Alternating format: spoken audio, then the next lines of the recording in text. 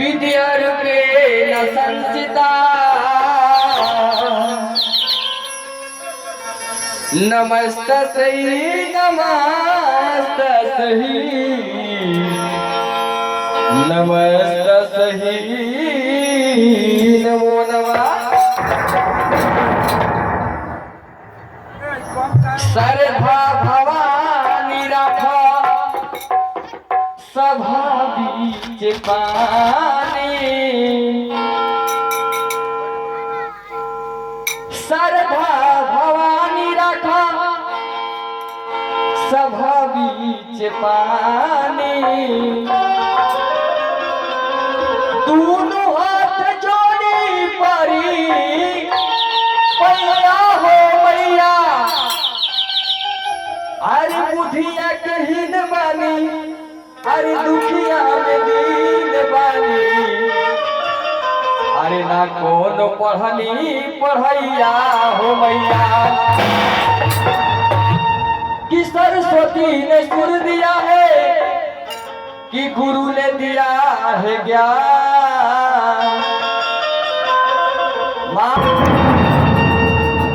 आई भैया हम भोजपुरी गायक आई एगो दिन में हमरा बहुत खुशी होला कि हमार माननीय गुरु राकेश कुशवाहा निवासी खगनी ग्राम है और हम भी खगनिये के रहने वाले हैं। हमको दिल में बहुत खुशी होता है कि हमारे गुरु जी सामने ही बैठे हैं। आप लोग हमारे गुरु जी का और हमारे ऊपर आशीर्वाद दुलार प्यार बनाए रखिएगा। आइए नवरात्र के समय है एगो पत्नी अपना पति से कहा करी अब कौन पत्नी है ये भैया ये हमारे पैर कल्याण राजेश भैया के पत्नी अपना पति से कहा करी यानी हमारे राजेश भैया से कहा करी कि ये राजा जी और के तो कहले रानी कि माई खातिर नीम के पेड़ और अड़हुल के पेड़ लगाए तो रउआ है कौन कौन पेड़ है बरगद तो पीपर तो महुआ ई काहे लगा लगी सो माई के मन न भावेला। आई कैसे राजेश भैया के पत्नी कहत रही है भैया मास्टर साहब कैसे कहत रही कि अमवा लगावला ये किया हो महुआ रे लगवला कहत रही कैसे किया मम लगावला पिया हो महुआ रे लगवला अरे काहे ना लगवला ये पिया हो अरे काहे ना लगवला ये पिया हो। भैया ऐसे ना हम बिना डांस करे गाना ना गावे आई कैसे छाव भवाए भैया भीम भैया छपरैता में आवे के कैसे सुना भैया थोड़ा ध्यान दे के भैया कैसे चांदी थोड़ा उच्च सुंदरी वाला दे दीजिए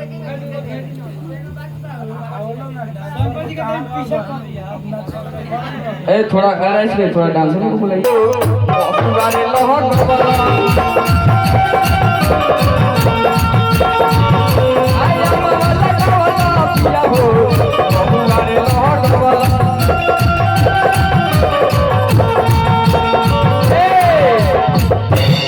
अरे तो काहे ना लगवला ये पिया हो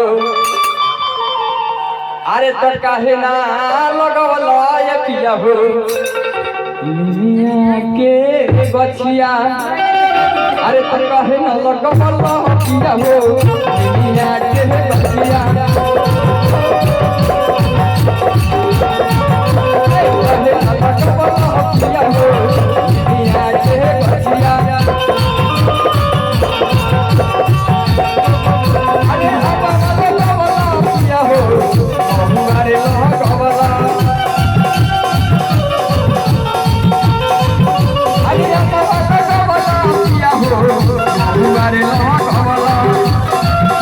Hare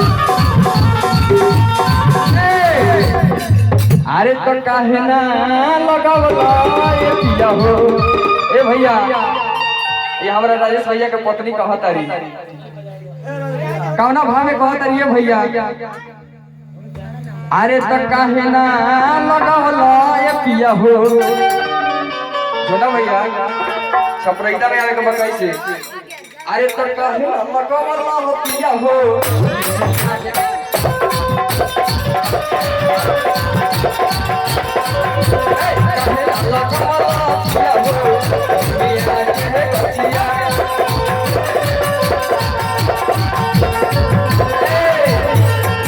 लेकिन ऐसे मजा नहीं किया हुआ।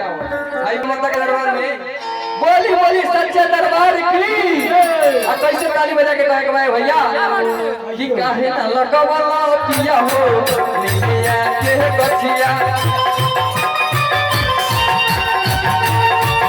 ए भैया उन्हें लाइन में आवे छपराइते में। अरे तो काहे ना लगवला पिया हो